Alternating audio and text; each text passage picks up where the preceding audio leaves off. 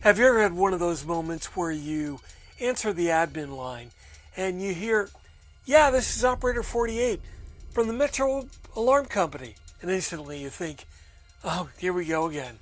Not because the incident is complicated and not because the details are going to be unclear. It's because it's an alarm call, and alarm calls are just weird.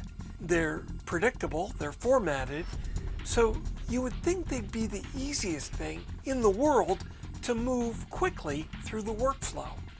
But somehow we've managed to make alarm delivery like running an obstacle course in one of those inflatable sumo wrestler suits. Not very efficient. But a better way for efficient alarm reporting does exist. The problem is we're just not using the information to the best of our ability. Because alarms enter the ECC differently than pretty much every other call for service, we need to talk about a new way that we use to ingest them. A way that gets that critical data into the CAD in seconds, without sacrificing any accuracy and the ability to update that information bi-directionally whenever it changes on either side. And do that without tying up resources or having to play 20 questions with an IVR or AI tool. So if that interests you, buckle up, because we're going to talk about something that's going to change everything that you know. And that's coming up next on TiPS, Today in Public Safety. Welcome to TiPS, Today in Public Safety. I'm Spider Harrison, and on today's episode of TiPS, Fletch is talking about alarm calls to 911. You know, those calls that show up constantly, sometimes for the most minor thing, but occasionally it's the real deal. And when it's the real deal, the clock is not your friend. Spider, my friend, alarms are one of the few call types where the information is perfectly structured. It's predictable, but it's still forced to arrive in the most primitive way that we know. It's like trying to order pizza online, but then the restaurant has to call you back and makes you spell pepperoni 3 times slowly. Not efficient. Welcome to TiPS, Today in Public Safety, your go-to infocast for news and information on public safety communications. Now here's Fletch with today's tips. Welcome to TiPS, Today in Public Safety. This is Fletch. I'm a NENA certified ENP, and every Monday, Wednesday, and Friday, I bring you the latest, most informative takes on emergency communications. Today we're digging into how alarms come into the PSAP ECC, why the current workflow often just burns time, how past attempts at automation kind of just made things worse, and what a modern digital approach might look like if we just stop pretending the telephone is the only tool. Now, I promise you, this is not going to be a blame game episode where either side is left being the bad guy. This is going to be a let's get away from the system that forced everyone into bad options episode. So let's start at the beginning. Why alarms are uniquely messy.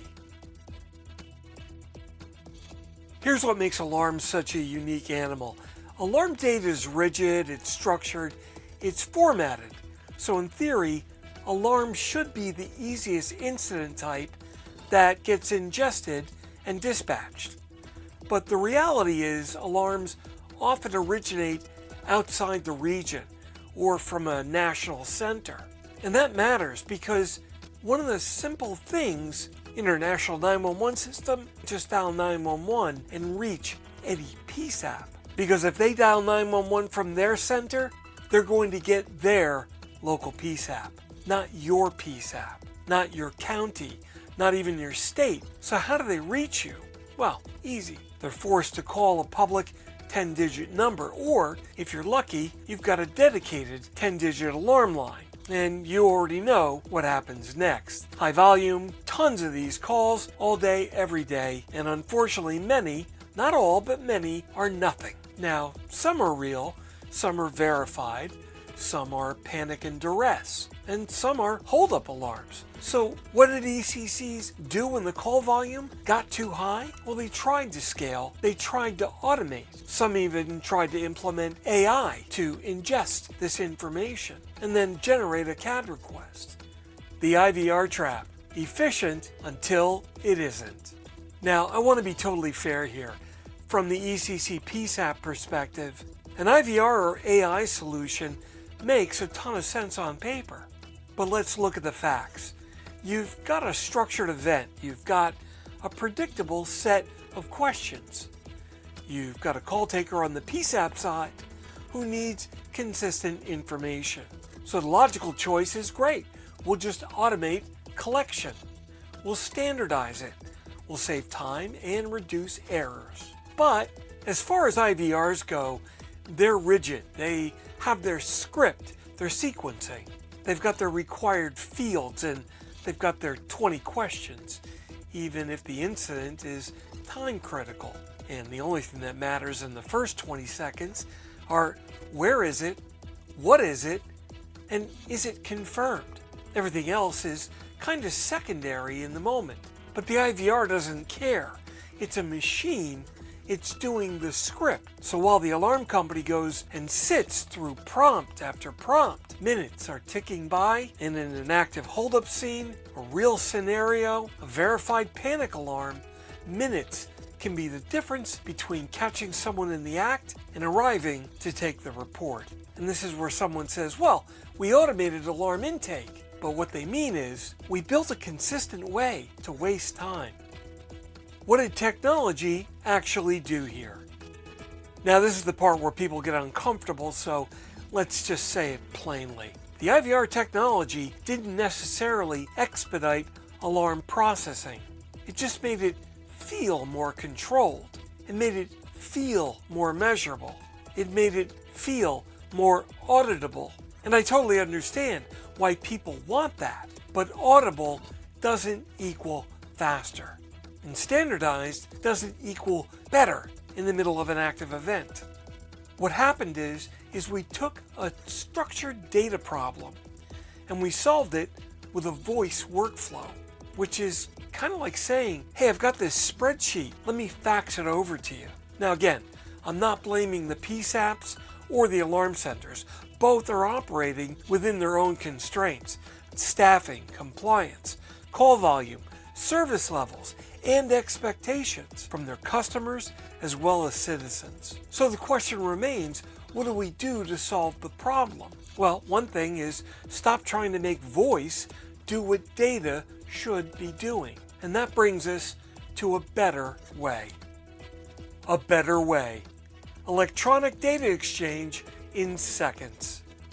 Well, here's the good news. There is a better way, and it's not theoretical. It's standard electronic exchange. It's passing the alarm incident information from the monitoring center to the PSAPs in seconds as data. Structured, clean, consistent. And that data can generate a CAD incident immediately, or it can land in a workflow where a call taker validates it quickly and then dispatches. Either way, you just remove the biggest time sink, the phone call and the robot interview.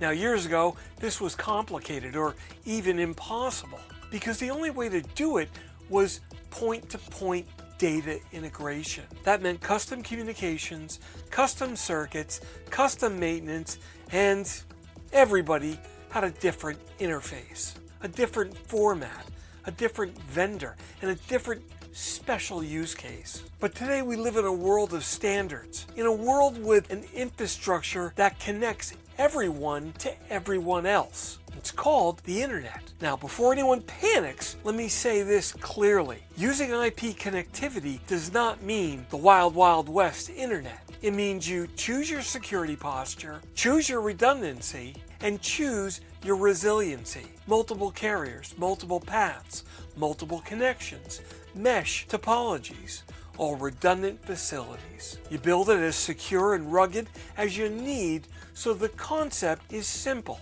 Stop sending alarm data as a spoken script. Send it as the structured incident data that it is and do it over a network. Then let CAD do what CAD does best. The real win. Two-way updates without tying up a phone.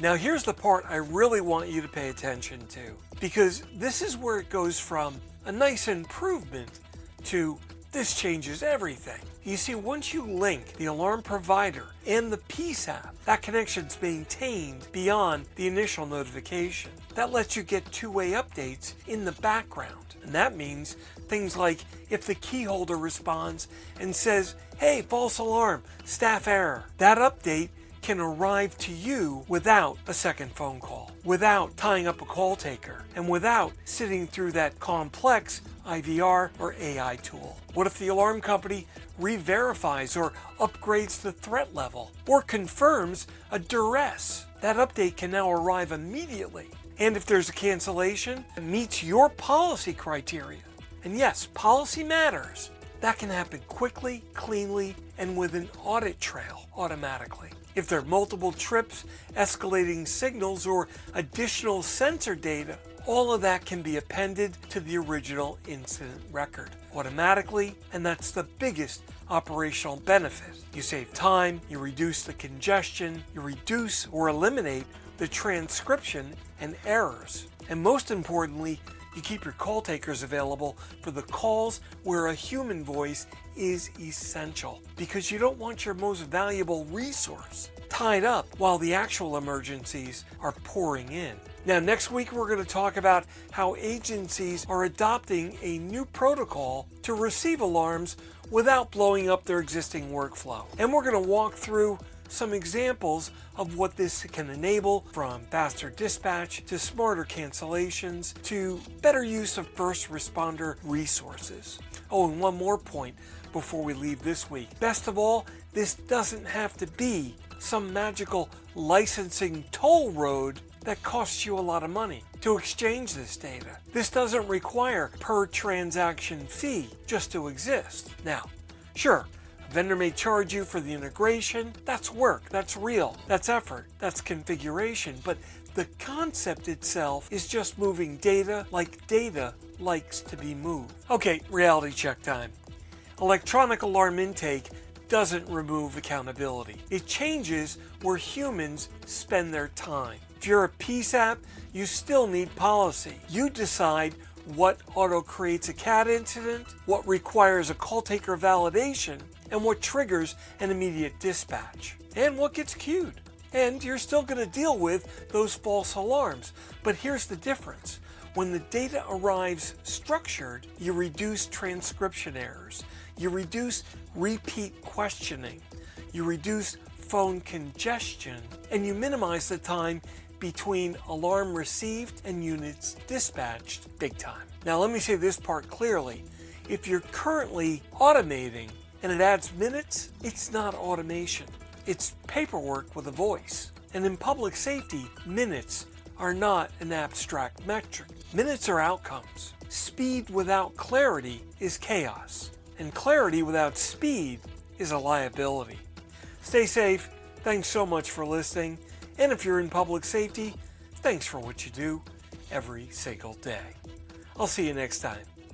You've been listening to TiPS, Today in Public Safety, your go-to podcast for today's breaking stories and public safety news. Hosted by Fletch and available every Monday, Wednesday, and Friday. Catch past episodes on 911tips.com. Be sure to like and subscribe, and remember to join us each week for the latest on NG 911. I am Spider Harrison, the official 911 voiceover dude. Catch me on Sirius XM on various channels, including 90s on 9, the 10 spot, and on the Weekend Countdown on Hits 1. Or don't regret it for the rest of your life. Either way, I'm good.